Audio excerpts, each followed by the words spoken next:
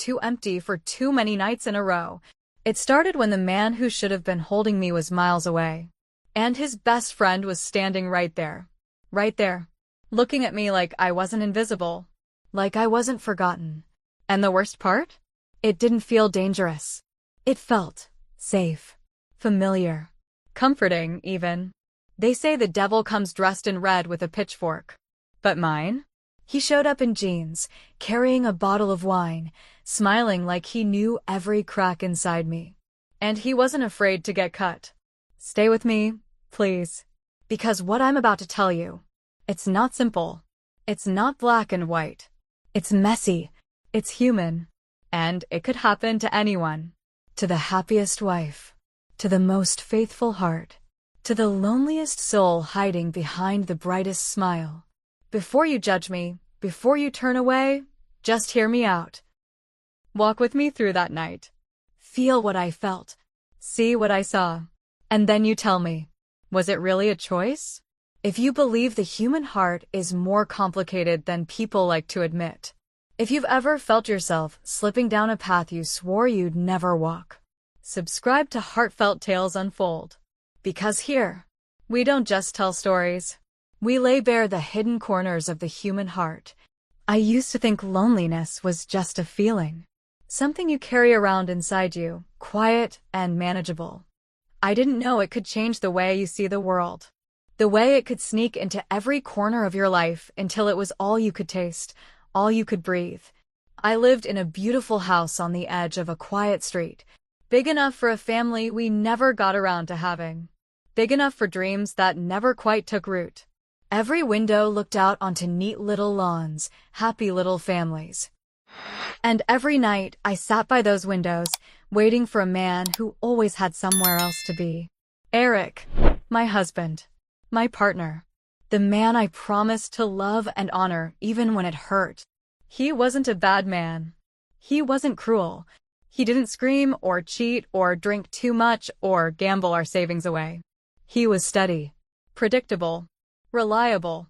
And somehow, over the years, he'd become a stranger standing 2 feet away from me. He loved me.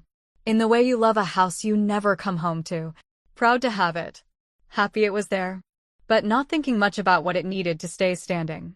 Work always came first.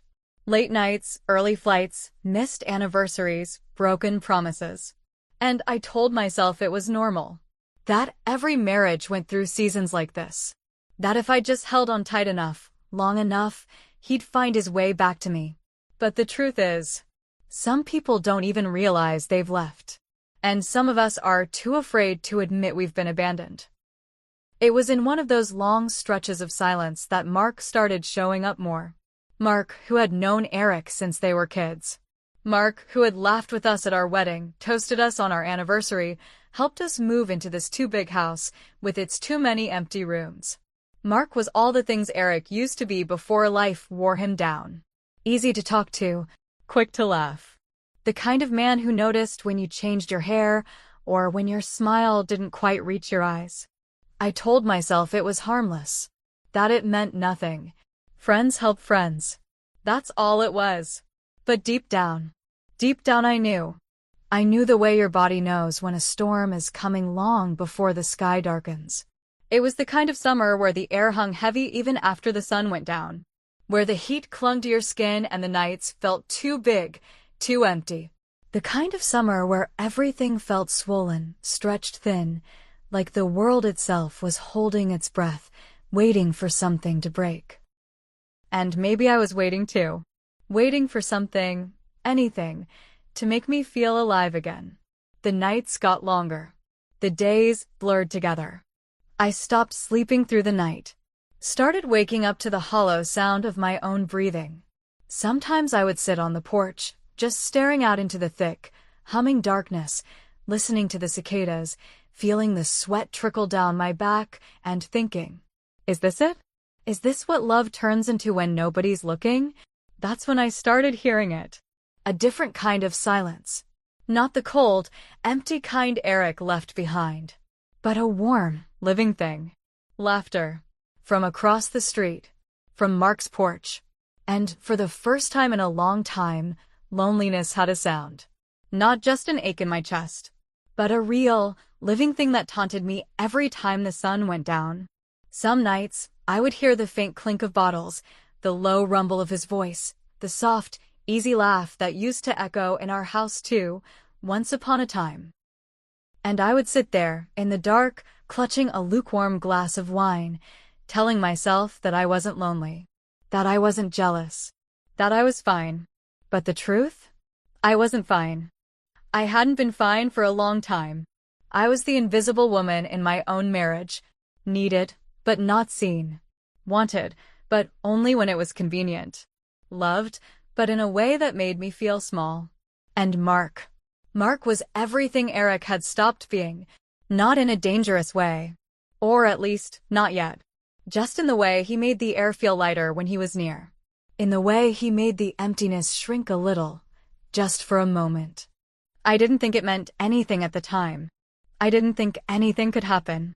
Not really. Not to me. But looking back now, I realize how naive I was. How dangerous it is to leave someone starving for affection and then act surprised when they start craving it from the wrong places. The cracks were already there. We just didn't see them. Or maybe we didn't want to. Until the night everything changed. It was a Thursday when Eric told me he was leaving. Another last-minute trip.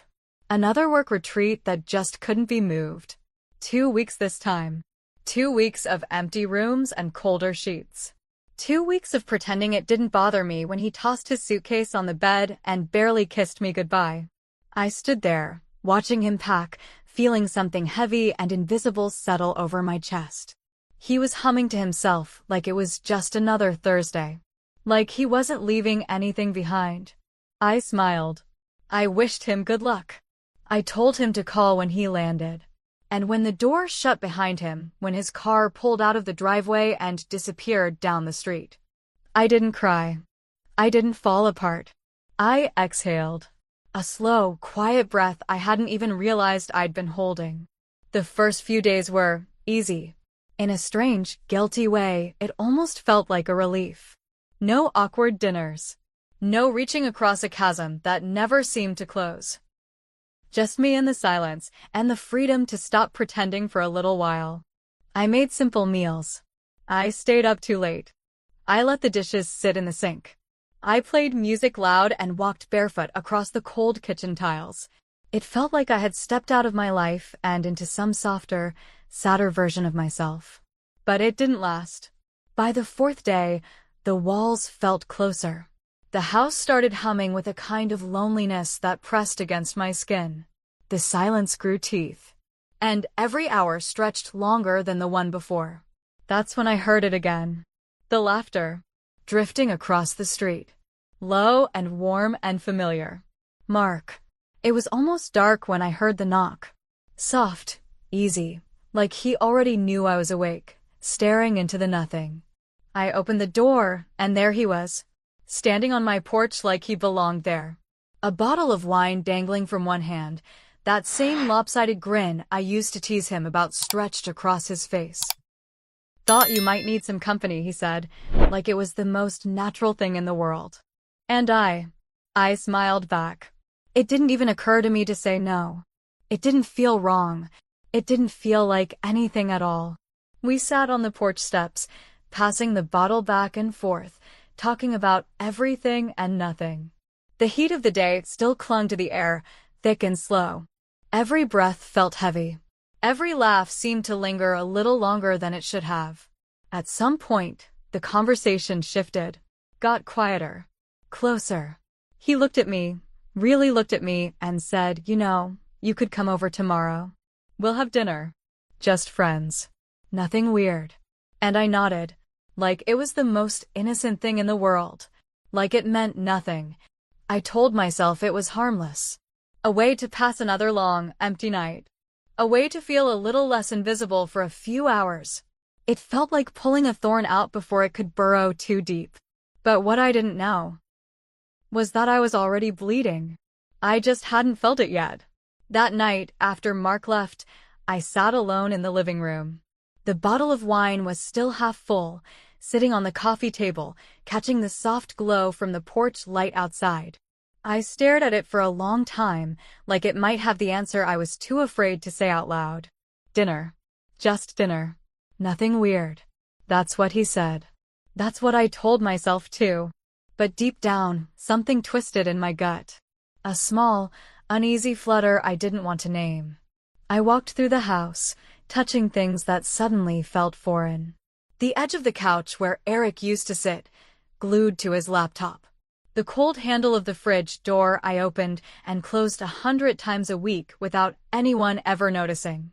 The bed, still half-made, still too big for just me. I sat on the edge of it and let my mind drift. To all the nights I reached for him under the covers and found nothing but distance. To all the unanswered texts, the missed calls. The birthdays marked by apology flowers and promises that always came too late. The anniversaries spent alone with takeout and a fading hope that next year would be different. I wasn't craving romance. I wasn't craving sex. I was craving existence. To be seen by someone, anyone. To feel, even for a moment, like I wasn't fading into the walls of my own life. And Mark. He saw me. Or at least, he made me believe he did. I kept playing it over and over in my head. How he smiled when he looked at me. How he didn't check his phone every 5 minutes. How he laughed like the world wasn't pulling him in 100 different directions. Like I was enough to keep him still for a while. It's just dinner. It's just Mark. I'm still married. I'm still faithful. Right? The words felt hollow even as I thought them. A thin, shaky shield I wrapped around myself because the truth was too dangerous to touch. The heart has a way of hearing what it wants to hear. It knows how to take the words and twist them just enough to make them fit. It knows how to silence the parts of you that are screaming for you to turn back. I told myself that loneliness wasn't an excuse. That needing something didn't give you permission to break everything you promised to protect. But even as I told myself all the right things, I felt the ground shifting under my feet. Subtle. Soft. Like standing on sand right before the tide rushes in. I wasn't stupid. I wasn't naive. I knew the rules. But rules don't mean much when you've been starving long enough. When every polite smile and casual touch feels like a sip of water in a desert you don't even remember walking into. I sat there for hours, watching the shadows stretch across the walls, listening to the clock tick away the seconds. And somewhere between midnight and morning, I made a decision. Or maybe I let the decision make me. Tomorrow, I would go. Tomorrow, I would sit across from Mark and pretend we were just friends. Tomorrow, I would pretend that the small, dangerous thing growing between us wasn't real. And maybe if I pretended hard enough, it would all stay harmless. Maybe if I smiled wide enough, laughed loud enough, looked away fast enough, I could keep pretending until the pretending became true. I didn't know then how much pretending can cost. How much weight one tiny lie can carry. How something so small, so innocent, can crack open a life you thought was safe. I didn't know then that there are some doors you can't ever close again once they've been opened. But I was about to find out. The next evening, I stood in front of the mirror longer than I should have. Changing outfits 3 times. Telling myself it didn't matter. Telling myself it wasn't a date. It wasn't anything. Just dinner between friends. The house across the street glowed soft and welcoming in the early summer dusk. Mark had left the porch light on. It felt almost too easy to cross that distance. Just a few steps between 2 doorways. Between 2 different versions of myself. When he opened the door, he smiled like he'd been waiting for me all day. No judgment. No hesitation. Just that easy, open way he had about him. We ate on his back porch. The food was simple, grilled chicken, corn on the cob, a salad he sheepishly admitted he bought pre-made. We talked about everything and nothing. Old movies, the neighbors, ridiculous stories from high school that made me laugh louder than I had in months. And maybe it was the wine. Or the warm, heavy air. Or the way Mark looked at me like I was a secret he was grateful to know. But everything felt electric. Every glance. Every brush of his arm when he passed me a plate. Every laugh that lingered just a little too long. By the end of the night, when I stood to leave, he didn't touch me. Didn't say anything out of place. Just smiled and said, "Same time tomorrow?" And I nodded. Because saying no would have felt like breaking something delicate we had just started building. And I wasn't ready to break anything. Not yet. The second night was easier. Too easy. Like we had slipped into some private world where everything outside the porch lights didn't exist. We ate pizza straight from the box, sitting side by side on his living room floor. I can't even remember half of what we talked about. It wasn't about the words. It was about the way it felt. The way he laughed at my bad jokes. The way his knee brushed mine, and neither of us moved away. The way his fingers accidentally, or maybe not accidentally, grazed mine when he passed me another slice. It was a small thing. A stupid thing. The kind of touch you could explain away 100 different ways. But my body noticed. Every nerve in my skin noticed. And when I got up to leave, his hug lasted a little longer than it needed to. Just a few seconds. But long enough for me to feel the quiet war happening inside my chest. Long enough for me to wonder if I was still pretending. Or if I had already crossed a line I couldn't see. I didn't sleep much that night. Every time I closed my eyes, I could still feel the warmth of his hand on my back. Still hear the low rumble of his voice in my ear when he said goodnight. Still feel that part of me that had been asleep for so long start to wake up. The third night, he invited me over for a movie. No big deal. Just a movie. Just two old friends trying to pass the time. That's what I told myself. I wore a simple sundress. Something casual. Something that said, "This isn't a big deal." Something that didn't say what my heart was screaming inside my chest. The lights were low when I got there. The living room lit only by the flicker of the TV screen and the soft glow from the kitchen. He handed me a glass of wine, and our fingers brushed again.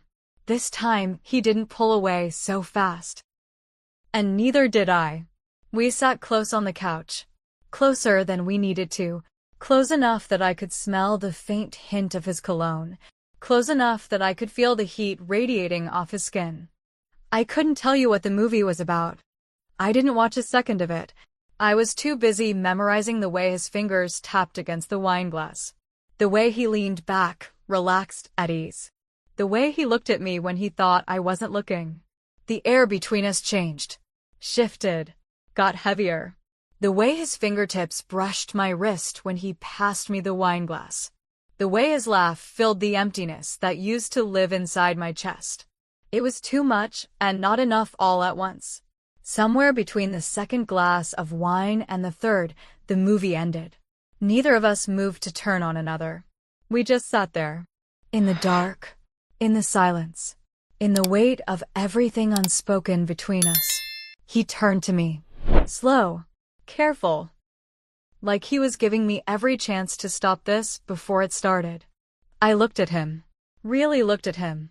And for the first time in a long time, I didn't feel invisible. I didn't feel forgotten. I felt seen. That night, as he leaned in to say goodnight, something changed, and I didn't pull away. His face was so close to mine I could feel the heat of his breath on my skin. There was a moment, just a second hanging there between us, where the world seemed to stop spinning. Where I could have turned away. Where I could have laughed it off, made a joke, saved us both. But I didn't, and he didn't. His lips brushed mine. Hesitant, trembling, almost afraid. Not forceful. Not demanding. Just searching, like he was asking a question with no words, and my body answered before my mind had time to scream no. It was a kiss you could almost pretend hadn't happened. Almost. Soft. Quick. Fragile enough to deny if we needed to. But I didn't pull away fast enough. I let it happen. And for that one terrible, beautiful moment, I let myself be wanted. I let myself feel alive. I pulled back first. Breathless. Shaking. Heart pounding so loud in my chest I was sure he could hear it. Mark's eyes widened like he hadn't meant for it to happen. Like he'd just remembered who we were, what we were risking. "I'm sorry," he whispered. Voice low, raw. He backed away, hands up, like he was afraid he might shatter me if he got any closer. Like he was afraid he might shatter himself. But it didn't matter. The damage was already done. Something between us had broken open. Something we couldn't shove back inside, no matter how hard we tried. Something that was alive now, breathing, growing in the space between us. I stood up too fast, nearly knocking my glass off the table. Mumbled something I don't even remember. Grabbed my keys with trembling fingers. I didn't look at him. I couldn't. Because if I saw the regret, or worse, the longing, in his eyes, I knew I wouldn't have the strength to walk away. I stumbled out into the night, the thick summer air pressing against my skin like a second guilt I couldn't scrub off. The street was silent, every window dark except mine. A whole neighborhood asleep. No witnesses. No one to see the woman who had just shattered her own reflection. My heart slammed against my ribs the whole way home. My hands shook so badly I could barely fit the key into the lock. When I finally made it inside, I pressed my back against the door and slid down to the floor. And I sat there, in the dark, feeling the ghost of his lips still lingering on mine. And I hated myself. Hated the way my skin still burned where he touched me. Hated the way a part of me, small and selfish and desperate, wished I hadn't pulled away at all. I hated myself for the way it made me feel alive. I buried my face in my hands and tried to breathe. Tried to pretend I hadn't just set fire to everything I thought I was. Tried to pretend that if I stayed very still, if I wished hard enough, maybe it would all just go away. But it wouldn't. It was too late. Something had changed, and no matter how much I wanted to, I couldn't go back to the woman I was before that kiss. If you've ever crossed a line you swore you never would. If you've ever stood in the wreckage of your own choices, wondering how you got there, tell me in the comments. Because what happened next, I never saw coming. The next morning, everything felt wrong. The light coming through the windows was too bright. The air too still. Every sound too loud, every silence too heavy. It was like the whole world knew what I had done, even if no one had seen it. I didn't know what I expected. Maybe I thought Mark would call. Maybe I thought he'd show up at my door like nothing happened. Maybe I thought I could pretend hard enough that we could still be what we were before the kiss. But he didn't call. He didn't show up. And I didn't reach out either. There was a distance between us now, a thick, heavy thing we both knew better than to touch. I still heard him sometimes, across the street. Doors opening, muffled music, the low rumble of a TV drifting into the night.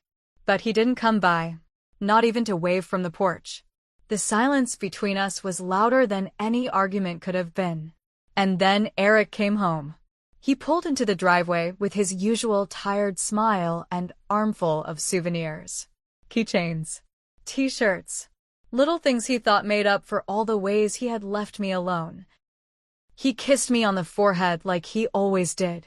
Warm. Familiar. Safe. And all I could think about was how Mark's kiss had tasted like regret. Eric unpacked his bags while telling me stories about his trip. The meetings. The golf games. The coworkers I'd never met. He laughed when he talked about the late nights, the endless drinks, the jokes that didn't even seem funny anymore. And I laughed too, the sound brittle and hollow in my own ears. He didn't notice. Or maybe he didn't want to. That night, we sat side by side on the couch. His arm around my shoulder. The TV flickering mindlessly in front of us. His thumb absently tracing circles on my arm, the way he used to when we first got married. And I felt like I was drowning. Not because I didn't love him, but because I did. And because loving him hadn't been enough to stop what happened.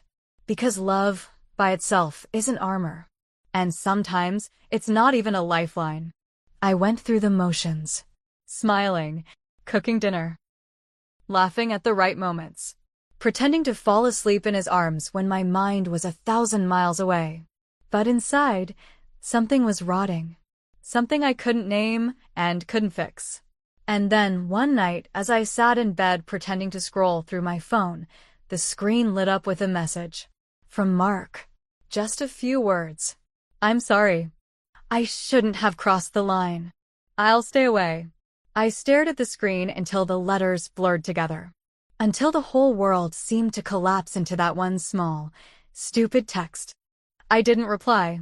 There was nothing to say. No way to unwrite what had already been written between us. No way to untangle the knot we had tied, even if we both wanted to. And, just like that, he disappeared. No more knocks at the door. No more bottles of wine. No more laughter drifting through the heavy summer nights. Just silence. Just me, sitting in the middle of the life I had built. In the middle of the marriage I had promised to protect. Alone. Alone with the wreckage. Alone with the memory of a kiss that shouldn't have happened. Alone with the aching, burning knowledge that once you open certain doors, you can never quite shut them again. In the days that followed, I lived two lives. The one everyone could see, the wife, the neighbor, the woman who smiled and nodded and folded laundry and made grocery lists. And the one no one saw, the woman who carried a secret like a stone pressed against her chest, making it harder to breathe with every passing day. I kept asking myself the same questions, over and over, turning them around in my head like pieces of a puzzle that didn't quite fit. Was it betrayal, if nothing really happened? If it was just a kiss, just a moment, just a breath shared too long between two people who should have known better? Was that enough to shatter the vows we swore? Or was the real betrayal something deeper? Older? Something that had started long before Mark leaned in that night. Long before his lips brushed mine. Long before I let myself believe, even for a second, that someone else could make me feel whole again. Is longing itself a betrayal? Is the quiet ache of wanting someone else to see you, to choose you, to make you feel alive again enough to call everything you promised into question? I thought about Eric. About the man I married. About the way he used to look at me like I was something he'd never quite believe he deserved. About the way he used to hold me just a little too tight, like he was afraid I might disappear if he let go.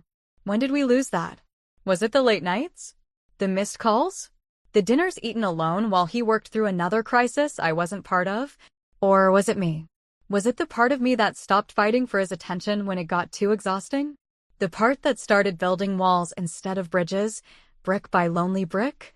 Was the marriage already broken long before Mark touched my hand? Maybe that kiss wasn't the beginning. Maybe it was just the moment the cracks we refused to see finally split wide open. Maybe the real betrayal wasn't the kiss. Maybe it was the 1,000 times before that I dreamed of it. The 1,000 quiet moments I wished someone else's laughter filled my house. The 1,000 empty nights I curled up alone and wondered if love was supposed to feel this hollow.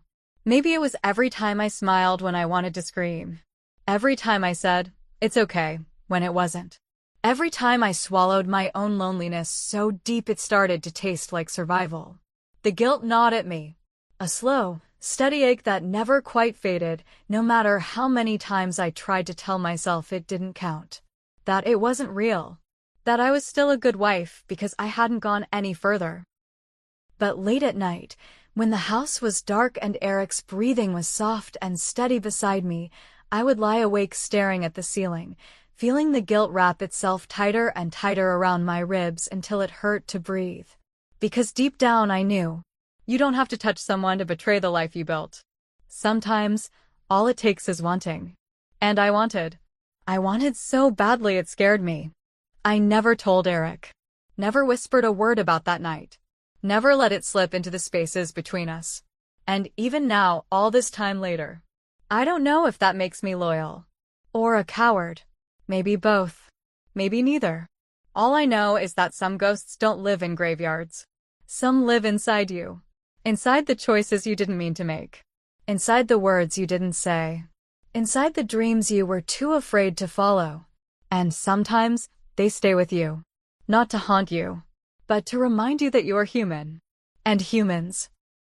We are always just one lonely night away from losing the things we swore we'd never let go of. Have you ever found yourself standing at the edge of a line you swore you would never cross? Not because you stopped loving someone, but because somewhere along the way, you forgot what it felt like to be loved at all? Have you ever found yourself reaching for something you knew you shouldn't want, just because it felt like breathing for the first time in forever? We all like to think we're stronger than the temptation. We all like to believe that love alone is enough. But sometimes, it's not about love. Sometimes, it's about survival. Sometimes, it's about that desperate, aching need to be seen, to be held, to be known, even if just for a moment. Please, tell me in the comments, was I a villain? A traitor to everything I promised? Or just a broken woman, longing to be seen? I don't ask for judgment. I'm not looking for absolution. Just your truth. Because maybe, somewhere in your story, there's a part of mine. And maybe, if we speak them out loud, they won't feel so heavy anymore. If stories like this stir something deep inside you, if they pull at the parts of you that you keep hidden even from yourself, please like this video. And subscribe to Heartfelt Tales Unfold. Because here, we don't just tell stories. We unravel the human heart. Desire doesn't knock on your door wearing warning signs. It doesn't show up flashing red lights or shouting at you to run. Sometimes, it whispers through the laughter of an old friend. It brushes your hand when you're not looking. It smiles at you across a table cluttered with empty wine glasses and broken promises. Sometimes, it hides inside the loneliness you've spent years pretending wasn't there. It curls up inside the spaces your love didn't quite fill. It grows in the cracks of the life you tried so hard to keep perfect. And sometimes, it leaves you with a choice. A choice you think you can make just once. A choice you think you can leave behind. But it's not that simple. Because that choice, it echoes. It echoes in every silent dinner. Every forced smile.